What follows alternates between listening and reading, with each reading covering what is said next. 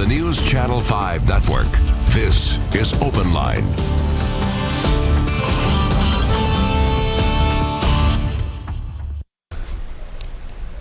All right, welcome in everyone on a Monday night. Rhori Johnston sitting in the chair tonight for Carrie Sharp on OpenLine, and of course we are going to be talking about COVID-19. Hope this finds you and your family safe. Just to update you, if you had not been watching the main channel, NewsChannel 5 earlier today, as we have been doing for the past several weeks, around 3 o'clock each day, we break from our regular programming to take the Governor Bill Lee's news conference to update us. And today, probably the strongest wording yet from the governor. Still not a statewide shelter-at-home order, but he did order all 95 counties now in the state of Tennessee to obey by the safer-at-home order, basically shutting down all non-essential businesses, stressing a concern about the spread of coronavirus outside of the metropolitan areas like Nashville and Memphis and Knoxville and into more rural communities.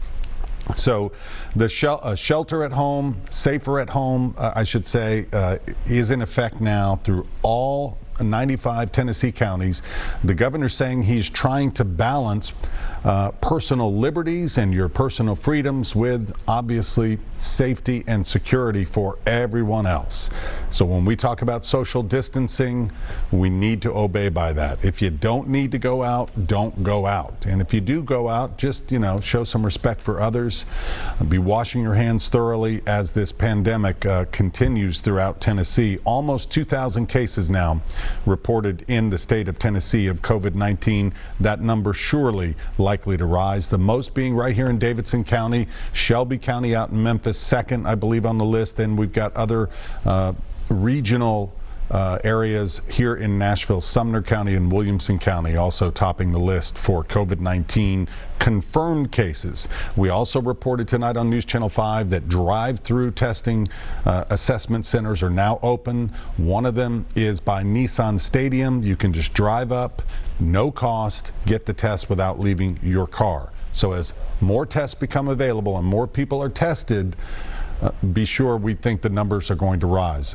Governor Lee also saying that he is going to follow President Trump and the CDC's recommendation. President Trump walking back his desire to maybe start opening some businesses by mid-April around the Easter mark, which is mid-April, now pushing that through to April 30th, just knowing that we cannot stop the spread of the virus without really locking things down for at least a few more weeks. All right, tonight we're going to talk about the impact of COVID-19, which we've been talking about on NewsChannel 5 for so long. Hope you'll take some time to call us and share your experiences, ask some questions tonight. 737+ is the phone number if you would like to call in.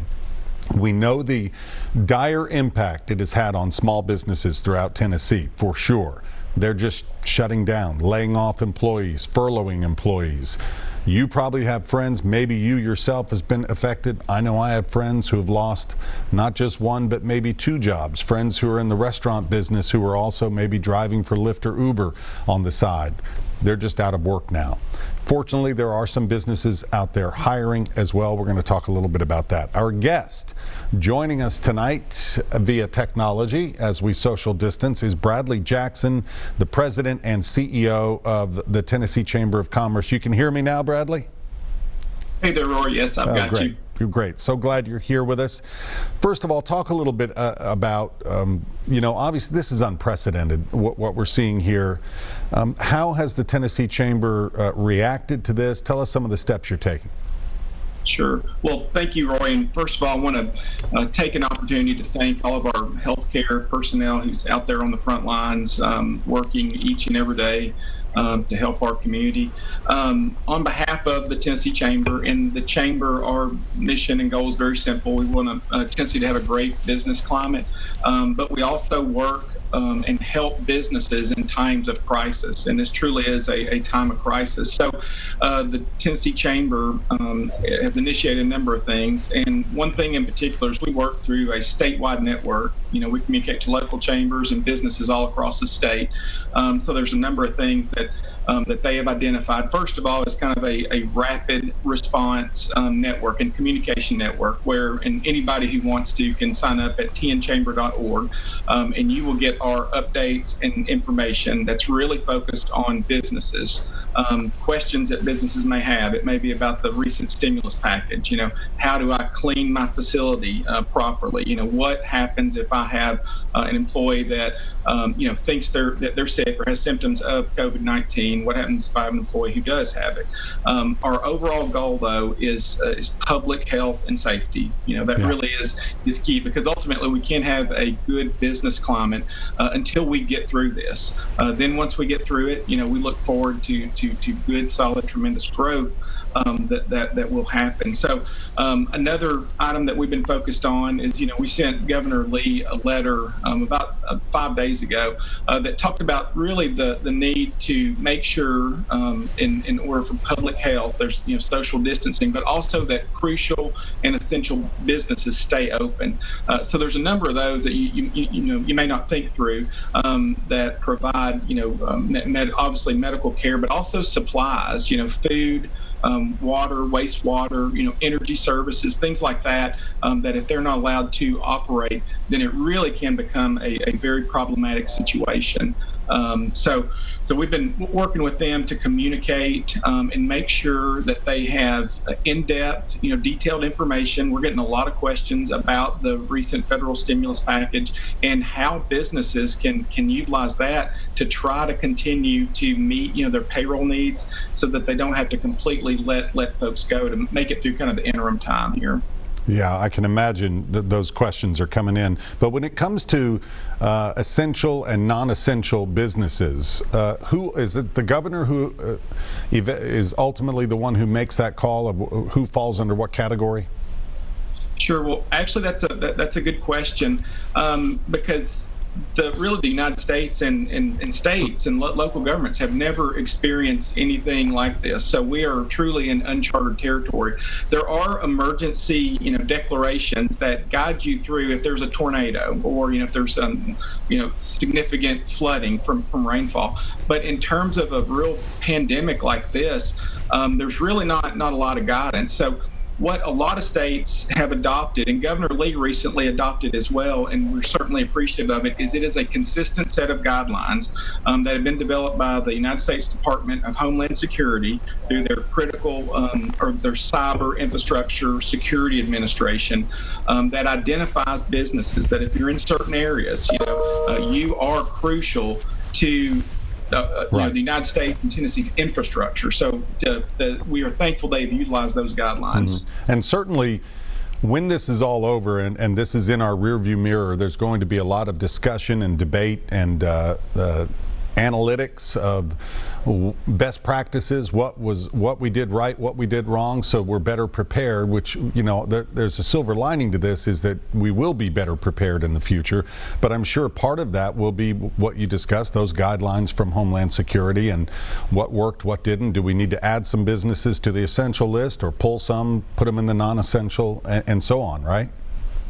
No, absolutely. I would agree. I think the Department of Homeland Security list, they have looked at what is absolutely critical. They've established that, and then they have, expounded on those to make sure they do capture everybody. Because you may not think about it, but I'll give you, metal fabrication and metal production. You'd think that is not a crucial infrastructure, but it is, because a lot of those go into medical devices. So, plastic manufacturers. So there's so many things throughout our entire, really our pipeline that impact crucial and critical infrastructure operations. So we do appreciate Governor Lee making sure that is clear, that these are guidelines to operate by, and you are a critical or essential business if you fall within these categories.